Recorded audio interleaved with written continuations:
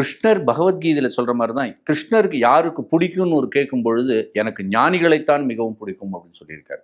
அப்ப நம்மளெல்லாம் பிடிக்காதா அப்படிங்கிறது கிடையாது. எல்லா இடங்கள்லையும் ஒரு ஞானி ஞானத்தை தான் தேடுவான். ஏன்னா அவன் பார்க்கறது எல்லாமே ஞானமா மாறிண்டே இருக்கும், அஞ்ஞானமே தெரியாது. இப்ப அவ்வை போல் எனக்குன் அப்படின்னு என்ன, ஔவையார் எப்படி கீழே இருந்து பூஸ்பரிசம் பூமியில இருந்து கொண்டே நேரடியாக அப்படியே கைலாயம் போனாங்களோ அதே போலவே எனக்கு உன் அருளை கொடு அப்படின்னு கேட்கிறார். அந்த புராணத்தை வச்சு அவர் கேட்கிறார் இல்லையா? அந்த புராணத்தை வைத்துக்கொண்டு அவ்வை போல் எனக்குன் அப்படின்னு கேட்கிறார். அந்த இடத்துல கடன்னு சொல்லும் பொழுதே அந்த இடத்துல உரிமைப்பட்டிருக்கிறார். அந்த இடத்துல அருணாச்சலேஸ்வரர் வேற வழியே இல்லை, அவர் தன்னுடைய சொரூபத்தை காட்டியே ஆக வேண்டும் உங்களுக்கு. ஏன்னா அதுதான் நீங்க தான் அது.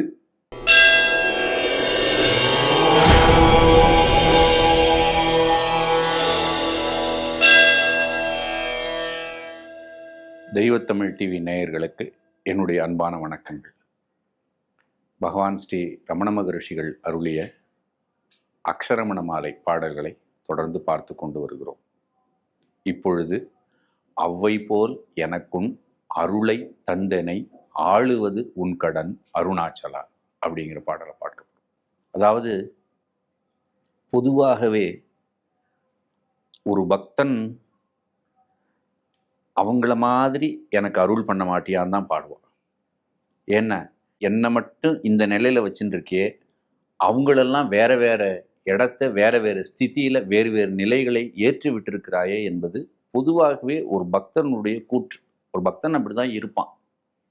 எல்லாரும் ரமண மகரிஷிட்டே வந்து கேட்பாங்க எல்லாருமே, என்ன ராமகிருஷ்ண பரமஹம்சர் விவேகானந்தர் போய் கடவுளை காட்ட முடியுமா அப்படின்னு கேட்ட மாதிரி நான் உங்க கேட்டா நீங்கள் என்ன பண்ணுவீங்கன்னு கேட்டிருக்காங்க. எல்லாருக்கும் தெரிஞ்ச விஷயம்தான்.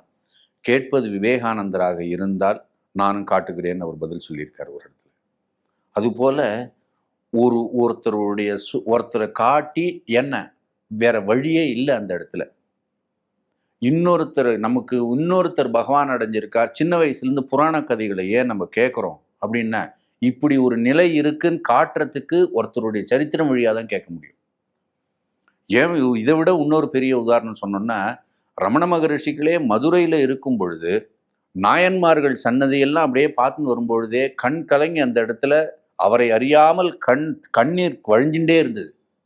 அப்போ அவர் உள்ள வேண்டிக்கிட்டாரா சுந்தரேஸ்வரற்ற போய் மீனாட்சி அம்மன் கிட்ட போயும், இந்த நாயன்மார்களுடைய நிலையெல்லாம் எனக்கு வராதா அப்படிங்கிறது அவரே வேண்டியிருக்கார். அதுதான் நமக்கு இப்போ கேட்கணும். அப்போ அவர் கேட்குறாரு இந்த இடத்துல. எப்பொழுதுமே ரமணருக்கு கிருஷ்ணர் பகவத்கீதையில சொல்ற மாதிரி தான், கிருஷ்ணருக்கு யாருக்கு பிடிக்கும்னு ஒரு கேட்கும் பொழுது எனக்கு ஞானிகளைத்தான் மிகவும் பிடிக்கும் அப்படின்னு சொல்லியிருக்காரு. அப்ப நம்மளெல்லாம் பிடிக்காதா அப்படிங்கிறது கிடையாது. எல்லா இடங்கள்லையும் ஒரு ஞானி ஞானத்தை தான் தேடுவான். ஏன்னா அவன் பார்க்கறது எல்லாமே ஞானமா மாறிண்டே இருக்கும், அஞ்ஞானமே தெரியாது. ரமணாற்றை எதிர் போய் ஒருத்தர் உட்காரும் பொழுதே நான் அவர்கிட்ட போய் பாவி என்றோ நான் இந்த மாதிரி மனிதனாக இருக்கின்ற சொல்லவே முடியாது. ஏன்னா அவருக்கு பிறர் என்கிற இன்னொரு வஸ்து கிடையாது அந்த இடத்துல. அதனால்தான் விவேகானந்தர் போய் வெளிநாடுகளில் பேசும் பொழுதே நீ பாவி என்றோ வேற எதுவுமே சொல்லலை. எடுத்த உடனே மேடையில் அவர் பேசும் பொழுதே அமிர்தசிய புத்திரஹா அப்படின்னு தான் பேசுறாரு. அமிர்தத்தினுடைய புத்திரர்கள் நீங்க அப்படின்னு தான் பேசுறாரு. ஏன்னா முதல் ஞானிகளுடைய ஸ்டேட்மெண்ட்டே உங்களுடைய சொரூபம், உங்களுடைய உண்மை நிலையை முதல்ல உங்ககிட்ட சொல்றது தான். அதை சொன்னதுக்கு அப்புறமா இந்த நிலையில நீங்க இருக்கிறத காட்டி கொடுப்பாங்க. நீங்க திரும்பவும் அந்த நிலைக்கு வர்றதுக்கான பாதைகளை போட்டு தருவார்கள். அந்த பாதையைத்தான் இந்த இடத்துல அவர் சொல்றாரு. அவ்வை போல் எனக்குன் அப்படின்னு கேட்கிறாரு. அவ்வை போல் எனக்குன் அருளை தந்து. ஔவையாருடைய கதையே இந்த அவ்வை அப்படின்னாலேயே பாட்டின்னு ஒரு அர்த்தம் உண்டு, உலக அன்னைன்னு ஒரு அர்த்தம் உண்டு, இன்னொன்னு எல்லாவற்றிற்கும் மூத்தவள்னு ஒரு அர்த்தம் உண்டு. இப்ப அவ்வை போல் எனக்குன் அப்படின்னு ஔவையார் எப்படி கீழே இருந்து பூஸ்பரிசம் பூமியில இருந்து கொண்டே நேரடியாக அப்படியே கைலாயம் போனாங்களோ அதே போலவே எனக்கு உன் அருளை கொடு அப்படின்னு கேட்கிறாரு. அந்த புராணத்தை வச்சு அவர் கேட்கிறார் இல்லையா? அந்த புராணத்தை வைத்துக்கொண்டு அவ்வை போல் எனக்குன் அப்படின்னு கேட்கிறார். இப்ப இதுக்கு இன்னொரு விஷயமும் இருக்கா, இதுக்கு பின்னாடி இன்னொரு விஷயமும் இருக்கு. ஏன் ஔவையார் அந்த கதையை மட்டும் சொல்லாம ஔவையாருடைய இன்னொரு விஷயத்தையும் கேட்கிறார். என்ன, இந்த இடத்துல ரமண மகரிஷிகள் எப்பொழுதுமே சுவாமிநாத சுவாமி முருகனுடைய அவதாரமாக சொல்றது ஒரு வழக்கம் இருக்கு. ஏன்னா திருப்புகழ் சுவாமிகளுடைய கிட்ட வரும்போது ஒரு முருகன் தண்டாயுதபாணியா திருவண்ணாமலையில அவருக்கு தரிசனம் கொடுக்குறார். அப்போ கேட்கிறாரு, ஐயோ இப்படி ஒரு தரிசனம் கொடுக்க, சாட்சா தண்டபாணியே இங்க ரமண மகரிஷிகளா உட்கார்ந்துருக்கீங்களோ அப்படின்னு. அப்ப அந்த பாவம் அந்த இடத்துல வருவதனாலையும் அந்த இடத்தில் இவர் முருகனாக இருந்து கொண்டு ஔவையார்கிட்ட பேசுற மாதிரியும் இந்த பாடல் ஒன்று அமைஞ்சிருக்கு. ஔவையார்கிட்ட முருகன் என்ன கேட்கிற, சுட்ட பழம் வேணுமா சுடாத பழம் வேணுமா அப்படின்னு கேட்கிறாரு. ஒரு கதை ஒன்று உண்டு, எல்லாருக்கும் தெரியும். அந்த இடத்துல மேல இருந்து பழத்தை போன்றிருப்பாரு. அப்ப எனக்கு சுடாத பழம் வேணும் அப்படின்னு கேட்கும்பொழுது சுட்ட பழம் வேணும்னு அந்த பழத்தை எருக்கு உசுசுன்னு ஊதுவாங்க ஔவையார். அப்போ ஊதுறதுக்கு அந்த ஊதும் பொழுது அந்த பழம் என்னன்னு நமக்கு தெரியணும். அந்த இடத்துல ஊதப்படுவது எதுன்னு நம்ம புரிஞ்சுக்கணும். அந்த இடத்துல இந்த இடத்துல அந்த பழம் என்பது ஞானப்பழம். அது இந்த இடத்துல பழம் என்பது நாம் அடைய வேண்டிய ஆத்மா. இதை நீங்க ஒண்ணுமே பண்ண வேண்டாம். ஆக்சுவலா இந்த இடத்துல ஏன் ஊதி காமிக்கிறது அப்படிங்கிறது என்ன, இந்த ஊதுதல் அப்படிங்கிறது சூடா இருந்தா ஒரு விஷயத்த ஊதுவோம். இப்ப இந்த இடத்துல எது சூடா இருக்கு அப்படின்னா, நாம் வாழ்கிற இந்த வாழ்க்கை என்பது கர்மவினை முடிச்சுக்களாலும் சகல எண்ணங்கள் விற்த்திகளாலும் ஆன ஒரு வாழ்க்கை. இது நம்ம இதுக்கு உட்கார்ந்து நடுவில் எப்படி இருக்குதுன்னா கொதிச்சுன்னு உட்கார்ந்துருக்கோம் எல்லாருமே. இந்த கொதித்து கொண்டு உட்கார்ந்திருக்கும் பொழுது இந்த ஞானத்தை தேடுபவன் எங்க இருக்கு ஏது இருக்குன்னே தெரியாம இருக்கும் பொழுது குரு என்கிற ஒரு முருகப்பெருமான் உனக்கு சுட்ட பழம் வேணுமா சுடாத பழம் வேணுமா அப்படின்னு கேள்வியிலே அவர் என்ன பண்றாருன்னா, சுட்ட பழமும் என்னாலும் கொடுக்க முடியும், சுடாத பழமும் கொடுக்க முடியும். இந்த சுடுதல் இன்னொன்று தண்ணீர் மாதிரி இருத்தல், ரெண்டுத்துக்கும் அப்பால இருக்கக்கூடிய அந்த வஸ்து அப்படிங்கிறத ஔவையாருக்கு இந்த இடத்துல அவர் காட்டி கொடுக்குறாரு. சுட்ட பழம் வேணுமா சுடாத பழம் வேணுமா அப்படிங்கிறது இந்த ஒரு சின்ன விஷயத்துல வேதாந்தத்துல என்ன இருக்குன்னா, கர்மவினை என்கிற வெப்பத்தினுடைய முடிச்சுக்குள்ள நீ மாட்டின்னு இருக்க. இது நீ ஒண்ணுமே பண்ண முடியாது. நம்மால ஒண்ணுமே நிஜமா பண்ண முடியாது. அது நீங்க ஏதாவது போராடி அந்த கர்ம வினையை உடைக்கிறீங்கன்னா உடைங்க. அதுக்கு சஞ்சித கர்மம், பிராரப்தம், அதுக்கப்புறம் ஆகாமியம்னு அது பாட்டு போயிட்டே இருக்கும். என்ன கர்ம வினை, நீங்க எதனால இங்க வந்தீங்க, எந்த ரீசனுமே நமக்கு தெரியாது. ஆனால் ஔவையாருக்கு அவங்க என்ன சொல்றாங்கன்னா, போட்டு அந்த பழத்தை உங்களுக்கு கொடுக்கறது ஒரு முருகனுடைய வேலை, ஒரு தேசிகனுடைய வேலை, ஒரு குருநாதருடைய வேலை.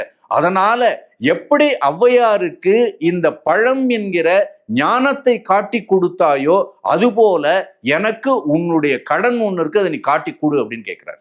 நம்மாழ்வார் சொல்வார், வைகுண்டம் புகுவது மன்னவர் விதியே அப்படின்னு சொல்வார். ஏன்னா இதனுடைய வாழ்க்கையினுடைய மிகப்பெரிய விஷயம் நம்ம நினைச்சுட்டு இருக்கோம், இதோட போய் நம்ம கொஞ்ச நாள் கழிச்சு இறப்போம், அப்படிலாம் கிடையவே கிடையாது. ஒரிஜினலான வாழ்க்கை நம்மளை எங்க கொண்டு போய் சேர்க்குதுன்னா, அது தான் எங்க இருக்கோ அதனுடைய முகத்துவாரத்துல கொண்டு போய் தான் அது நம்மளை சேர்க்கும். அதனாலதான் நம்மாழ்வார் கொடுக்குற ஸ்டேட்மெண்ட் இது, வைகுண்டம் புகுவது மன்னவர் விதியே. அப்ப என்ன சொல்றாருன்னா, இந்த இடத்துல அவ்வை போல் எனக்குன் அருளினை தந்து என்னை அப்படி ஆட்கொள்றது உன்னுடைய கடன் அப்படிங்கிறார். அந்த இடத்துல கடன்னு சொல்லும் பொழுதே அந்த இடத்துல உரிமைப்பட்டிருக்கிறார். அந்த இடத்துல அருணாச்சலேஸ்வரர் வேற வழியே இல்லை, அவர் தன்னுடைய சொரூபத்தை காட்டியே ஆக வேண்டும் உங்களுக்கு. ஏன்னா அதுதான் நீங்க தான் அது. மடப்புறம் என்கிற ஊர் ஒன்று இருக்கு, திருவாரூர் பக்கத்தில் இருக்கு. தட்சிணாமூர்த்தி சுவாமிகள்னு பெரிய ஞானி ஒருத்தர் அங்க இருந்தார். அவர் சின்ன வயசுல அஞ்சு வயசு வரைக்கும் பேசல. அவருடைய பெற்றோர்கள்லாம் ரொம்ப கவலைப்பட்டாங்க, என்ன இந்த குழந்தை பேசவே மாட்டேங்குது. ஆனா அந்த குழந்தை பிறக்கிறதுக்கு முன்னாடியே திருவண்ணாமலையில இவங்க போய் ஒரு இரவு தங்கும் பொழுது சாட்சாத் அருணாச்சலேஸ்வரர் கனவுல நானே உங்களுக்கு மகனாக பிறப்பேன் அப்படின்னு சொல்லிட்டாரு.